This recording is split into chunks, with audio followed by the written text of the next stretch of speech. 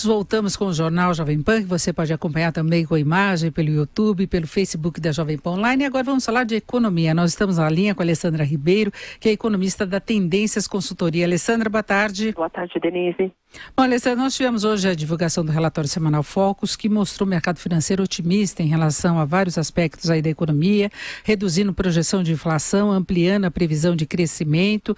Nada excepcional em relação ao crescimento da economia, se prevê uma expansão do PIB de 0,7% este ano, 2,38% no ano que vem. Agora, em relação à inflação, as projeções têm caído bastante, 2,95% este ano, 4,06% no ano que vem. E aí, por causa dessa inflação mais baixa, o mercado espera que a taxa Selic, que é a taxa básica de juros da economia, feche este ano em 7%. Eu queria saber se você compartilha desse otimismo no mercado financeiro quanto ao andamento da economia. Eu queria acrescentar até a fala do presidente do Banco Central, Ilan Goldfein, que ressaltou exatamente essa questão do comportamento da inflação bastante favorável, que tende a continuar dando espaço para o recuo dos juros. Isso mesmo, Denise. As notícias têm sido boas, na verdade, para a economia e têm fortalecido a expectativas mais positivas com relação tanto ao restante desse ano, mas especialmente com relação a 2018. Então, os indicadores de alta frequência, né, esses indicadores que são divulgados todo mês, de inflação, os indicadores de atividade relacionados à indústria, confiança, emprego, todos os dados têm vindo mesmo numa direção positiva. E acho que tem esse elemento essencial, que é a queda da inflação. A inflação tem surpreendido muito positivamente. A gente sabe que tem uma parte dessa história relacionada a preços de alimentos. Os preços de alimentos continuam caindo de maneira expressiva, o que tem jogado muitas projeções para baixo. Inclusive, se a inflação ficar abaixo de 3%, o presidente do Banco Central vai ter que fazer uma cartinha para justificar porque ficou abaixo, né? E a projeção está abaixo disso. Justamente, já está em 2,95, abaixo dos 3, mas acho que tem uma boa parte da surpresa, que é preços de alimentos.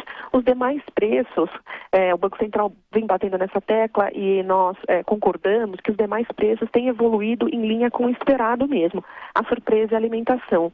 Mas o fato é que nesse cenário de inflação muito benigno, o Banco Central consegue flexibilizar ainda mais a política monetária, ou seja, derrubar ainda mais os juros. Inclusive, a Tendências revisou um pouco mais a curva aqui de juros para baixo. Nós avaliamos aí que o Banco Central deve reduzir a taxa básica a 6,75, o que deve acontecer no comecinho do ano que vem, e sustentar essa taxa ao longo de todo 2018, o que é aí importante motor para a recuperação da atividade econômica. Agora, Alessandra, você acha que a taxa Selic pode cair além de 7%? Porque você ressaltou esse comportamento da inflação. Hoje nós tivemos a divulgação também do IPCS, que é o Índice de Preço ao Consumidor da Fundação Getúlio Vargas, não é o índice oficial, mas teve uma deflação de 0,02% no mês passado, em setembro, e a alimentação com menos 0,48% de variação.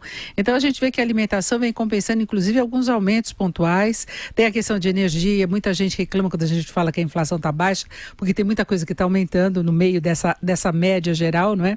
Mas você vê condição de Banco Central ir além no corte dos juros?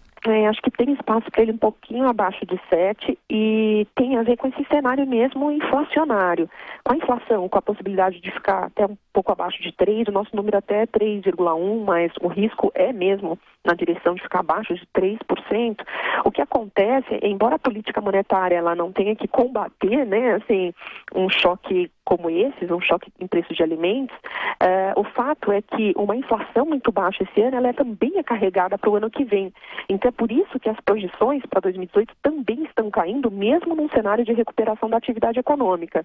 Nós até temos um cenário de economia mais forte que o mercado ano que vem, nós projetamos um PIB de 2,8. Mas como essa inflação de 2017 deve ficar abaixo do que a gente imaginava anteriormente, isso é carregado aí pelos contratos, né? Muitos contratos são indexados à inflação passada, então a inflação do ano que vem ainda deve ficar um pouco abaixo de 4,5, o que na nossa avaliação abre espaço para uma Selic ligeiramente abaixo de 7. E que é importante, inclusive, para dar um fôlego a mais na recuperação da economia, né?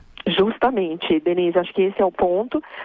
Temos ociosidade na economia, ociosidade na indústria, ociosidade no mercado de trabalho.